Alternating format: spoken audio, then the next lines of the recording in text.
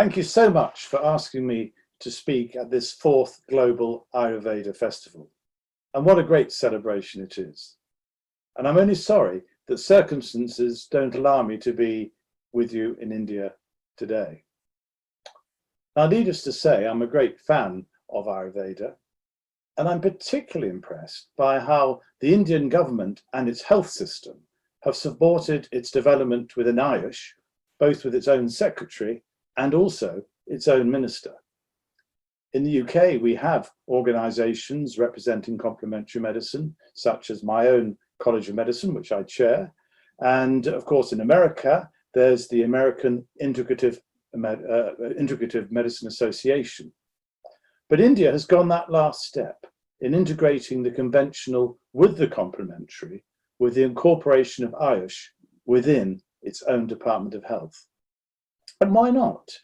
Ayurveda has a long and distinguished history that precedes the medicine of Hippocrates, which our Western medicine was founded upon, and indeed even the medicine of Hippocrates was founded upon Ayurveda. And there's of course a great wealth of research on its effectiveness and its safety. But for me, the introduction to Ayurveda has been one very much of seeing is believing. I've been fortunate enough to receive Ayurvedic treatment in India and enjoyed its benefits. And quite apart from being rather more pleasant than the average treatment that we offer in the West, I've observed 3 aspects of Ayurvedic treatment, of which I think the West now needs to take note. Now, the first is that it's a very personal form of treatment at a time when too much Western treatment is impersonal, simply involving the application of population-based evidence to various parts of the body. But we are not, as you all know, any of us either average or normal. We are individuals who require an individual approach if it's going to be effective. As myself, a Pitta Kapha, I well recognise that my anatomy and physiology are quite different from those of people of other Ayurvedic types. And strangely enough, Western medicine is, albeit a bit slowly, coming round to the same conclusion, at least in theory. Our individual genetic makeup, our lifestyles, and our mindsets means that we are all different when it comes to our susceptibility to disease and the treatments that will either help or prevent it. Discovery of the human biome has further emphasized this importance and that of our individuality. And this individualized approach in Ayurveda is not only effective, but I think it's also more respectful in recognizing that we are all self-organizing human beings and not simply machines. The second aspect of Ayurveda that I've grown to respect is the holistic nature of the treatment that it provides. It's not simply one pill for one ailment, but involves a revision of lifestyle generally.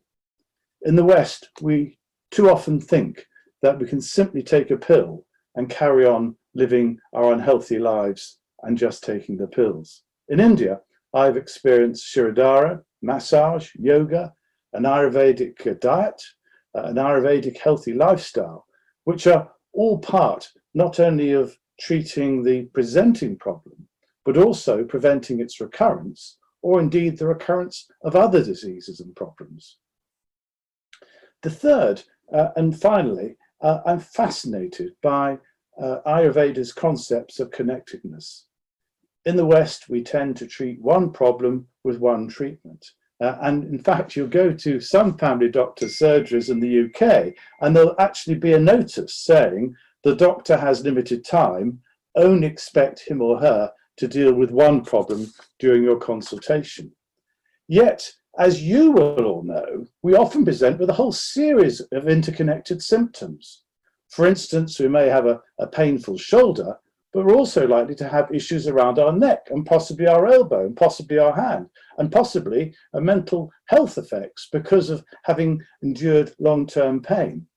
And if we over-compartmentalize the presenting problem, and if we take each too literally, then we're likely to miss the far more fundamental issues that are so crucial for effective healing and health. Now, in the UK, over the past 20 years or so, there's been quite an unpleasant campaign against what we call complementary medicine, which includes manipulation, massage, acupuncture, herbal medicine, and homeopathy. We've been told that there is insufficient scientific proof, which is a bit of a tough one, as the UK government has not invested one single penny in this area of medicine. All the research has been on allopathic medicine, and all the research money has only gone into research on allopathic medicine. And that's why I'm so full of admiration for you here in India, because virtually all the medicine provided by our National Health Service is allopathic. And there isn't a single manager working in the health service whose responsibility covers complementary or non-allopathic medicine. In short, in the UK particularly, but to some extent in many other Western countries, our eyes have been closed to anything outside of allopathic medicine. But I'm confident that things will shortly change. All the long-term diseases in the West, from diabetes to heart disease, cancer, stress and depression, they're all increasing. Allopathic medicine does not seem to be able to stem this tide and growth in physical and mental illness. And because we've over-concentrated on giving allopathic medicines, some of our treatments are beginning to fail, not to work anymore. I mean, look at antibiotics, where resistance is now so high that people are beginning to die because of it. In America, the commonest cause of death in young men is due to opiates. And sadly, in the UK, exactly the same is happening at a similar rate. Consequently, any day now, our National Institute of Clinical Excellence, which informs doctors and the government about current evidence, is going to try and reduce this tsunami of prescriptions for opiates by doctors. And guess what? It will suggest that patients should try acupuncture. It will suggest that we should be researching other treatments, such as mindfulness. I believe the worm is beginning to turn. And thanks to the support of His Royal Highness, the Prince of Wales, and Prime Minister Modi, we are about to introduce Ayurveda into the UK health system. Initially, this was to have been the provision of Ayurveda to patients in North London in the United Kingdom, starting last May. But unfortunately, the coronavirus has meant that this was not possible. So instead, we're now launching, in fact this week, a virtual platform for patients which will teach them yoga and show them how they can incorporate an Ayurvedic lifestyle in their daily lives. Now, clearly this is only the beginning, and we have a far greater ambition, which was launched by the Prince of Wales and Prime Minister Modi, which is to create centres of excellence in Ayurveda and Indian traditional medicine throughout the United Kingdom. And there seems to be a genuine interest in doing so as we face ever-increasing shortages in our health system, in the number of doctors and nurses, and in our ability to tackle some of the most pressing problems of the time. So, I believe this is the right time to start respecting ancient wisdom and the crucial importance of what people can do for themselves and also in their own communities to care for themselves and each other and stay healthy. And my hope is that over the next few years, the United Kingdom will be able to show the importance of Ayurveda, Indian traditional medicine, and complementary medicine generally at a time when, unfortunately, in the United Kingdom, we have all but lost our ancient healing traditions.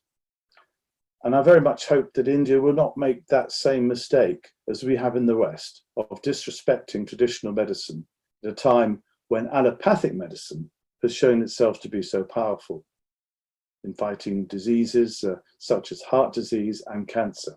Because ultimately we need both. We must harness nature's reserves whenever we can, then contradict them with allopathic medicine, but only when that's required. And this matters not only for our individual patients, but also whether we're talking about the health of the local community, our health system being financially sustainable, or the welfare of the planet itself in terms of climate change. Now, as I said at the beginning, I'm full of admiration for the way that you in India have managed to combine the allopathic and the non-allopathic at all levels, from government to the front line of individual patient care. Personally, I've been most fortunate to work with some of your great clinicians, such as Dr. Isaac Matai, and with your great organisations, and particularly the All India Institute of Ayurveda and AYUSH Ministry, so that we can begin to recognise our combined objectives, both in the UK and also in India. So finally, congratulations to the organisations of this 4th Global Ayurveda Festival. I believe that you represent the future.